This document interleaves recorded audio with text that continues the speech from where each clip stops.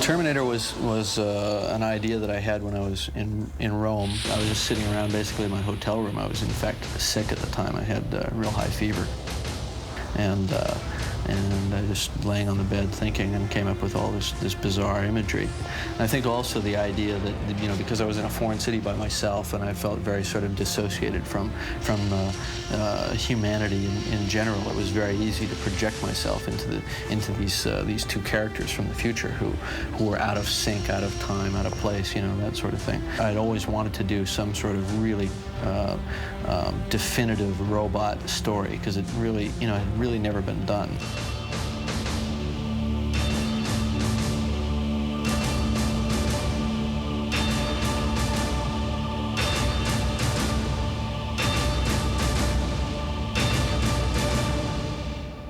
What did you think when you first got the script for T1? I mean, because they wanted you to read for the other guy, right? So you read it thinking about the other guy, or, you know, about Reese? Do you remember what you were thinking when you read it? The more I read the script, the more I remember I got fascinated by the Terminator. The bad guy. The bad guy, right? Which I thought was the real cool guy. Your clothes.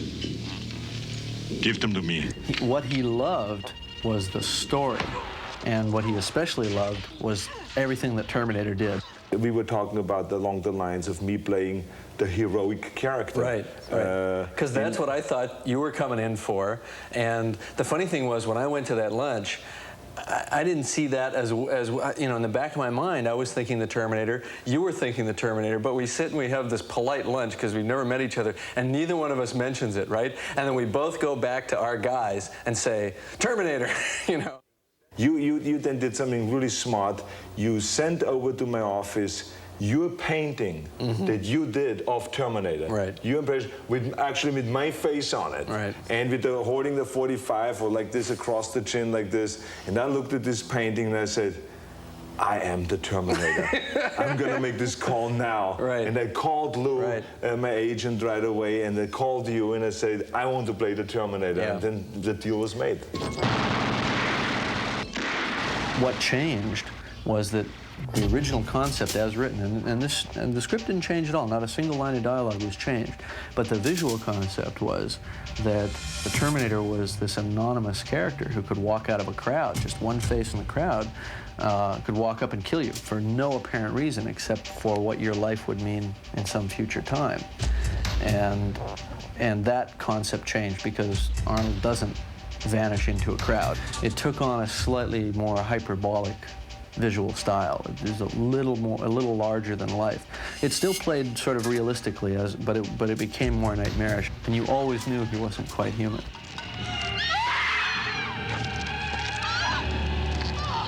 Obviously, in order to get the intensity on the face to make you a killer, there's a fine line with having you be completely blank. So, you know, there was some sense of emotion isn't really the right word, but intention, I think. The fact that you were a killer, I don't want to say predator, but a predatory creature in a way, and very focused on your goal. Sarah Connor? Yes? We really narrowed it down to just if this would be a robot, what movement would there be going on? And it would literally only be the arm coming across, pulling out, cocking, shooting. No shoulder movement, no head movement. Goes back, and then the whole body would turn and would walk away. But with a smoothness too. Oh yeah, it was like very positive and very smooth. Not jerky either, because jerkiness wastes energy. Right. It was like the ultimate efficiency, you know, to get, you know, the shortest path between 2 points. What I found to be effective, certainly on Terminator, was to do a slow motion build-up, or to subtly segue into slow motion where you almost don't realize it, and it becomes almost a dreamlike pace, or that dilation of time that you experience when you're in a traffic accident and it's happening and you can't stop it, and time seems to stretch. For me, the fun in that scene was the build-up. The latent tension of what is going to happen, knowing that one guy's armed, the other guy's armed, they're lurking around through the crowd, so all hell's going to break loose.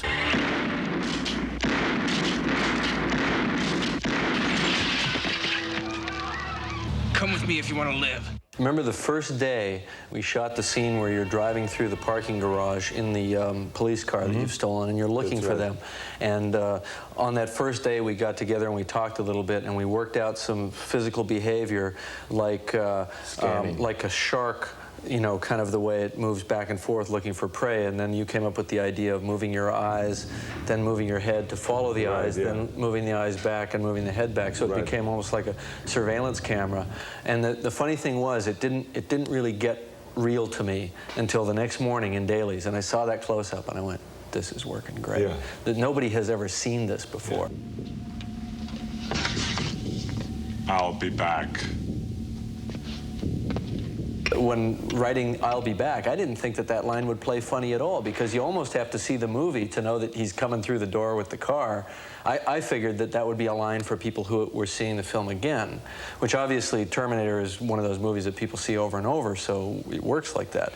But you know what? It worked even when people hadn't seen the movie before, because they could just guess what your version of coming back was going to be. You know what I mean? By that point, they were in sync with the picture, and the picture was working.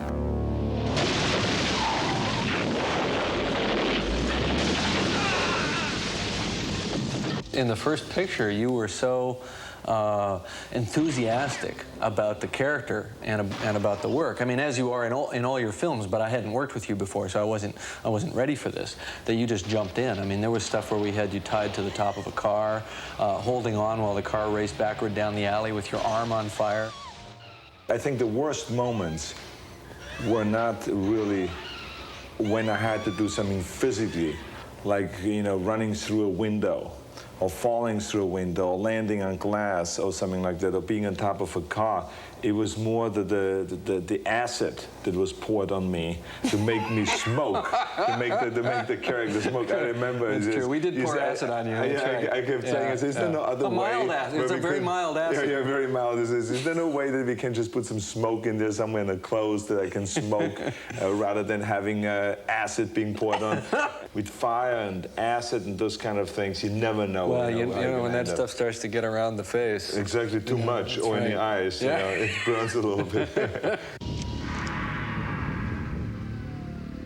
I think that there was one major decision that was made that everything else sort of devolved from, which was made jointly between myself and Stan Winston when I approached him to do the you know, the makeup and prosthetic effects on the film. And that decision was to not do a man in a suit. We had to sell the idea that this was the suit that was inside the man. All I remember was that I walked into Stan Winston's office, his building where he designed all the everything, you know, the Terminator look. After you got through prepping him what it should look like and all this, and he started making drawings and the makeup and design, all this stuff. I remember walking in one time and he said to me, "This is what you're going to look like." And I looked at this, and I did not think it was humanly possible to create this kind of a makeup. With the cheekbones sticking out. I mean, there was mechanism underneath. The hydraulic mechanism underneath the cheeks. And when the meat is ripped off, when the teeth are sticking out on the side, when the mouth is gone, when the artificial eye, I mean, that lens is exposed and lights up red and all this stuff. When I saw that, I said to myself, that's impossible to do. And he looked at me, and when I told him that, he said to me, "It's possible, Arnold, but it would take hours and hours and hours and a lot of your patience." Get out. I tried to structure a script in such a way that it was not too highfalutin budget-wise. The executive producer begged us to write more of the scenes as daytime because of the perceived cost difference. But, you know, I plunged madly on. It seemed so important stylistically to keep the film a night film as much as possible. And so we kept it that way. And I don't think it really impacted the cost all that much. The first one was really a struggle, especially when it came to makeup, like you said, because there wasn't that much time available and that much money available. Right, exactly. In fact, Probably toward the end, we didn't even have anybody to put it on. It was, here, Arnold, put this on. I know. We were going out on our own, shooting quickly a scene. You remember punching into the window? We went out and stole shots. At the end, remember, we got a crew of like 3 people together and went out and did some close-ups of you. You held the camera. Yeah. I had to put the special thing on it and take on my gloves, put my clothes on. There was no one from wardrobe there. Right. I had my clothes in the back in the trunk of the car, pulled it out, I put on the jacket of Terminator, and you said, quickly, quickly, before the police comes, walk across the street and just punch in the window. And then I say, okay, we're looking left and right. I put on the glove quickly, you know, and I put the gray jacket on and all this stuff. Yeah, right. And then you said you went like this, and it was standing there with the camera behind the car. Right. I went over there, boom. Yeah. You know, says, okay, let's move on to the next location. This worked. What was funny is that all of that, you know, kind of scrambling around to do that, it didn't occur to you to ask me, what do you mean punch in the window? I know. What do you mean punch in a glass window? Exactly. It's just like, do it, you know. You still don't get it, do you? He'll find her. That's what he does. That's all he does. And the other thing that's real important to me in a film is subjectivity, getting the audience to see what's happening the way the character sees it, as opposed to the way it's sort of sitting outside. And I like to try to, you know, force you to see it and feel it more the way they do within the frame. You can't step in there with them, but you know, hopefully the next best thing. It was primarily an aesthetic decision in the writing, which was to show these nightmarish glimpses as they were perceived subjectively by this character, Reese, and then to take that and juxtapose it back and forth with you know, Sarah Connor and her sort of very normal, almost mundane life. When you were casting, especially the female lead, which then became Linda Hamilton's part, I remember you were very interested in finding someone that fits a certain specification, a certain woman, and I think that's interesting. You were telling me that what you were looking for. Are you saying it's from the future? One possible future. Then you're from the future too, is that right? Right. Right. Well, it's interesting that we cast Linda, and she was right for the first picture, and she wasn't she had to have some strength, but when you first saw her, she had to seem to be kind of an everyday person and vulnerable, and the kind of person who was really almost a victim in a way. Right. And at the end, that strength emerges. Move it, Reese! On your feet, soldier! On your feet! First, she was this soft, nice, feminine girl that was working there in this restaurant. Right. And, you know, just having a great time, being one of those young girls that was out there having a good time. And then, as she became the victim, and as time went on and she realized what her mission was, she became harder and harder. Exactly. And in the end, she was really tough. You really got the feeling this woman has changed, and she's ready to take on this challenge. You're terminated.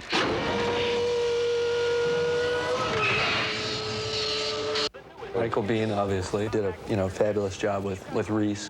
There is a funny anecdote there, which is that Michael came in to read for us, and he gave the best reading of any of the actors that we'd seen, but it was with a Southern accent, we talked to his agent, very politely said, you know, Michael's very good, but we really don't want him to seem so specific that he comes from the South, because you know, he's from the future. We don't want it to be that specific. And the agent said, what accent? He doesn't have a Southern accent. It turned out that he'd been reading for Cat on a Hot Tin Roof the morning, you know, that morning of the reading, and he hadn't shaken the accent. Sarah. No. Run! So he gave another great reading minus the accent, and that's when we cast him. I came across time for you, Sarah. I love you. I always have. I always felt that this was more than the ordinary action film. Right. And it was more than a special effects film, and or like what some thought was just a B movie, and that it is only appealing to the kids between 14 and 18. This is not to be looked at as just a limited audience, a movie for limited audience, but in fact, I think the story is so solid and so good, and it has so many interesting messages there, and it is also entertaining, and so that it would have a broad appeal. That it would have an appeal for the women. It would have something for the older folks. It was just something that had something in there for everyone, and I think because of that, there was.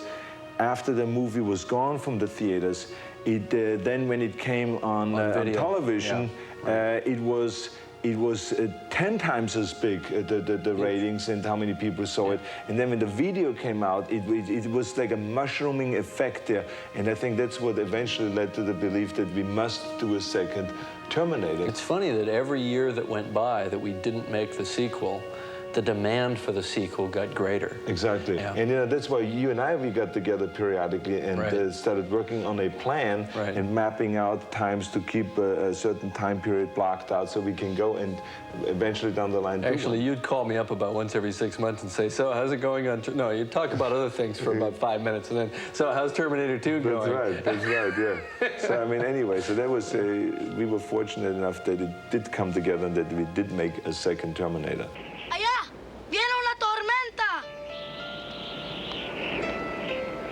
What did he just say? He said there's a storm coming in. I know. Terminator 1 was like a hallucination for me. I was making my first picture. I had no idea it was really going to be a success. I mean, when I wrote it, I probably thought it stood the chance of being a success. I wrote it that way on purpose, you know, but you never really believe that it's going to happen or that it can happen. And so everything after that was like a dream for me for a while. And then I realized, yes, it did happen. This really did find its audience. And it gave me a lot of courage as a filmmaker to go on and do other stuff. I felt right from the beginning when I read the script and when I had my meeting with Jim Cameron, that it was a winner. I felt it all the way through the shooting of the movie. Every time we prepared for a stunt, every time we did a scene, I was more and more convinced that we had a winner in our hands. And then when Jim showed me, after the shooting was completed, he showed to me some of the edited footage. And when I saw that, it was so intense. And it was so well done that I just couldn't get enough of it. And it was really one of the first times that I could see rough cuts of a film and wanted to see more and more of it. So I believed all along that it's going to go through the roof. I was hoping and praying that the studio would believe the same thing and would support it 100%. And so I knew I was sitting on a gold mine.